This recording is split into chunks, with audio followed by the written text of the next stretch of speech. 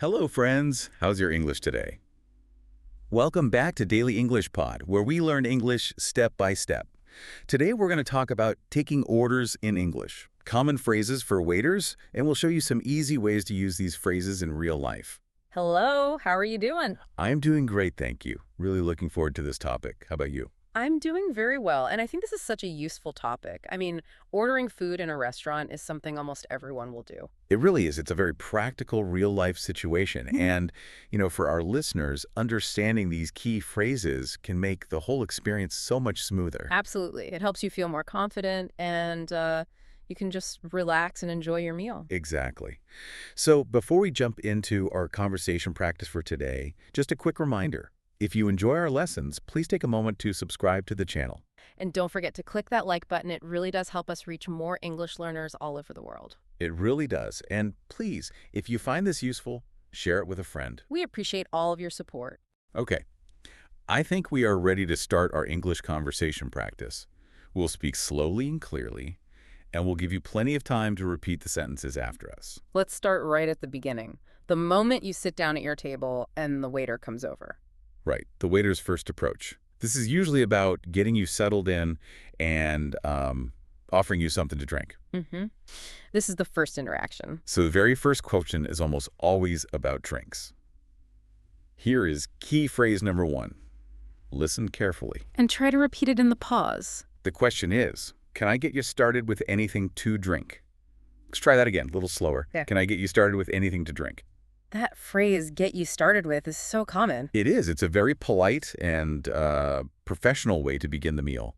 It just means, what would you like to drink first? Right. It's a bit more sophisticated than just saying, want a drink, or something like that. It sounds very natural in a service environment. And your response could be very simple. You can just say, yes, I'll have a water, please. Or just water for now. Thank you. Exactly. Now, sometimes a waiter might offer a little more. They might combine the drinks with a small food item. That's a good point. What's a common way they might phrase that? They might say something like this. Are you ready for some drinks or an appetizer? Let's repeat that one. Are you ready for some drinks or an appetizer? And an appetizer is just a small dish you eat before the main meal. Some people call it a starter. A starter. So this question just gives you the option to order a little something to eat right away, along with your drinks. Okay, that's great. Now, another thing that happens right at the start is the waiter might tell you about the specials. Ah, the specials. This is important. It is. So specials are unique dishes.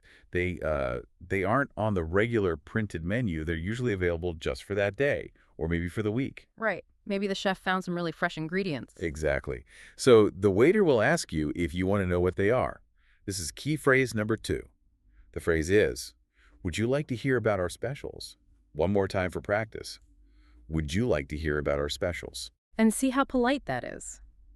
Using would you like gives you a clear choice. You can easily say, yes, please, or no, thank you. Let's just model a quick example. I'll be the waiter. Okay, I'm the customer. Would you like to hear about our specials today? Oh, yes, please. What is the soup of the day? Perfect. A very simple and natural interaction. Okay, so what happens if you're not ready?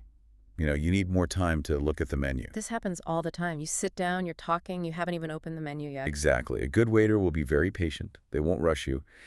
And they'll use a phrase like this. I can give you a few more minutes. Let's repeat that. I can give you a few more minutes. A few more minutes. That phrase is so useful. It just means I will come back soon. Right. It shows they're paying attention, but they respect your time. They're not just going to stand there and wait. They'll leave and then come back to check on you. It's good customer service. It is. Okay, so we've covered the greeting and the drinks. Let's move on to the next big step. Ordering the actual food. Exactly. Asking for the main order. Now, there are a few different ways a waiter can ask this. Some are more casual and some are more formal. Let's start with the short, simple version. This is key phrase number 3. You'll hear this in a lot of casual restaurants. Are you ready to order? Again, please repeat. Are you ready to order? This one is very direct and clear, perfect for A2 learners to understand. The grammar is simple. It is. But if you're in a more formal restaurant, or the waiter just wants to be extra polite, they might use a modal verb. Right, to ask for permission. Yes. So they will say something like this. Listen to the difference. May I take your order now? Let's practice that one. May I take your order now? And that little word may makes a big difference. May I is generally considered more formal and polite than can I when you're asking for permission to do something for a customer. It really is. It just sounds a little more professional, a little more respectful. It's a great phrase for B1 learners to start using. Mm-hmm. A very good one to know. So once you say yes, the waiter needs to ask what you want to eat. Specifically, they'll often ask about the main part of the meal. The main course. Yes, the main course. That brings us to key phrase number 4. They'll ask, what would you like for your main course? Let's try that again. What would you like for your main course? And just to be clear, the main course is the biggest part of the meal. It's not the starter and it's not the dessert. It's the main event. Exactly. The chicken, the steak, the pasta dish. That's the main course.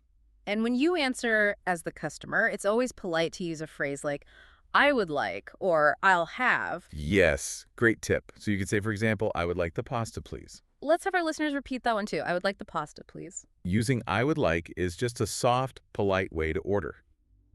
Okay, moving on to our next phrase. This one is really useful. Key phrase number 5. Right. This is for when a meal comes with a choice. You have to pick between two things. Like for a sandwich, you might get to choose soup or salad. Exactly. So the waiter uses a specific structure with the word prefer. For example, would you prefer rice or fries? One more time. Would you prefer rice or fries? This would you prefer A or B structure is fantastic. It's a very clear way to ask for a choice between two specific options. It is. And now we have a little interactive exercise for you. We want you to try making your own sentence with this structure. You can say it out loud or even write it down. Think about 2 side dishes. For example, salad or soup.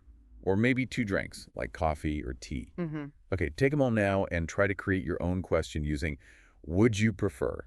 We'll pause for a few seconds. Great job. That structure is so flexible. Keep practicing it. Would you prefer water or juice? Would you prefer the chicken or the fish? It works for so many things. It really does. Okay, so now we're getting into some of the finer details of the order. Mm-hmm. Clarifying things. Yes. So once you've chosen your main course, let's say it's a steak, the waiter needs more information. They need to know how you want it cooked. Exactly. This is key phrase number 6. It's a very specific question for ordering meat. How would you like your steak cooked? Let's repeat it.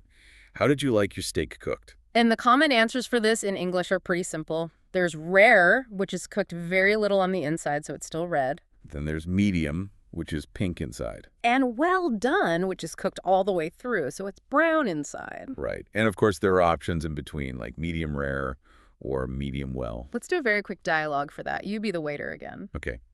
How would you like your steak cooked? I'll have it medium rare, please. Perfect. The key is to listen for that question structure. How would you like? So you know you need to give that specific instruction. Mm-hmm. Now let's move on to something that is extremely important. Yes. Health and safety. We're talking about dietary needs and allergies. This is key phrase number 7. A very, very important question. It is. A waiter might ask a very short, direct question. It's easy for beginners to understand. They'll simply ask, do you have any allergies? Let's practice that. Yeah. Do you have any allergies? This is so critical. If you have a food allergy, this is the moment you must tell the waiter. Be very clear about it. Absolutely. Now, for our B1 learners, here's a slightly longer and more formal version of that question. It shows a really high level of care. Okay, let's hear it. Please let me know if you have any food allergies or special requests. Let's say that one again slowly. It's a great one to practice. Please let me know if you have any food allergies or special requests. And that last part, special requests, that's useful too. It is. A special request could be anything, really. Maybe you don't want onions, or you want extra cheese, or you want the sauce on the side. Right. This question gives the customer the perfect opportunity to mention anything they need before the order is finalized. It's excellent service. It is. So after all the questions and all the details, the waiter has one final, very important step. Confirming the order. Yes. They need to read the order back to you to make sure there are no mistakes. This is our key phrase number 8. They usually start with a specific word to signal that they're summarizing. You do. Listen carefully to how this is structured. So that is 1 soup, 1 burger with fries, and 1 Diet Coke. Is that correct? Let's try that full sentence one more time. So that is 1 soup, 1 burger with fries, and 1 Diet Coke. Is that correct?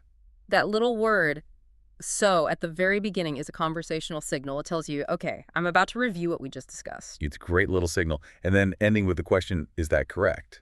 Is the final confirmation. They're asking for your approval. And this is your last chance to say, oh, wait, I wanted a regular Coke, not a Diet Coke. Exactly. It prevents mistakes, and it's a sign of a really careful, professional waiter. Definitely. Okay, so we have now covered how to greet a customer, take their order, and confirm it. Now let's talk about a few other common phrases you'll hear during and after the meal. Some useful conventions. Yes. So let's say you ask for something extra, like more water or some salt.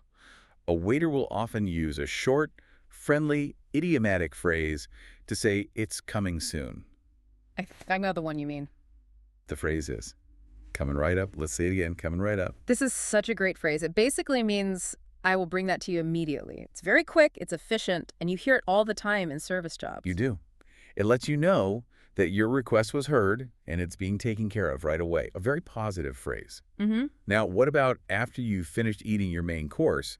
The table has empty plates on it. Right. The waiter will want to clear the table to make space. Yes, but a polite waiter will always ask for permission first. They won't just take your plate. This is a really important cultural point in many places. It's considered rude to take a plate without asking. It is. So they'll use a phrase like this one, can I clear these plates for you? Let's practice that one. Can I clear these plates for you? Or a slightly shorter version you might hear is just, are you finished with this? While gesturing to the plate. Both are very common. The important thing is that they're asking you. It shows respect and ensures that you don't feel rushed. Exactly. If you're still working on your food, you can just say, not yet, thank you. Perfect. Okay, we've reached the very last stage of the meal. It's time to pay. The final step. The waiter might ask if you are ready to pay. Key phrase number 9 is how they offer to bring you the bill. The phrase is, can I bring you the check? One more time, can I bring you the check? And this is where we have that important vocabulary difference. In American English, they say the check. Right. But in British English and in many other parts of the world, they say the bill. Both words mean exactly the same thing. The paper that shows how much money you need to pay. It's just good to be aware of that regional difference. It is very helpful. So now for our final interactive exercise. This time, we want you to be the customer. You need to ask for the check. You need to get the waiter's attention first, politely. Yes, so we want you to try saying this complete polite sentence out loud. Ready? Excuse me, may we have the check, please? Let's try that one more time. Really focus on the polite words. Excuse me, may we have the check, please? That's a perfect sentence for a customer to use. You start with, excuse me, to be polite, and you use that formal modal verb, may, again. It's an excellent real-life sentence to have ready. Great practice, everyone. Really good. Well, we have covered so many essential phrases today, from the first drink order all the way to paying the check. Thank you so much for joining today's English lesson. We really hope that practicing these phrases helps you feel more confident and just more comfortable the next time you're in a restaurant where you need to speak English. Absolutely. And we encourage you to practice. Go to the comment section below and write one sentence using a phrase you learned today. Yeah, that's a great idea. You could write a choice question, maybe. Something like, would you prefer a window seat or a booth? Oh, that's a great example. Yes, use the structures we practiced. It's the best way to remember them. And remember, daily practice really is the key. Even just a few minutes of listening every day and repeating these sentences out loud, it makes a huge difference over time. It really does. So keep listening and keep speaking. We will be back very soon with more lessons to help you learn English step by step. And before we go, don't forget to click the like button and to subscribe to our channel. And if you found this conversation helpful, please share it with someone you know who is also learning. We appreciate your support so much. Keep up the amazing work with your English studies. Goodbye to everyone listening. Goodbye, everyone. And goodbye to you.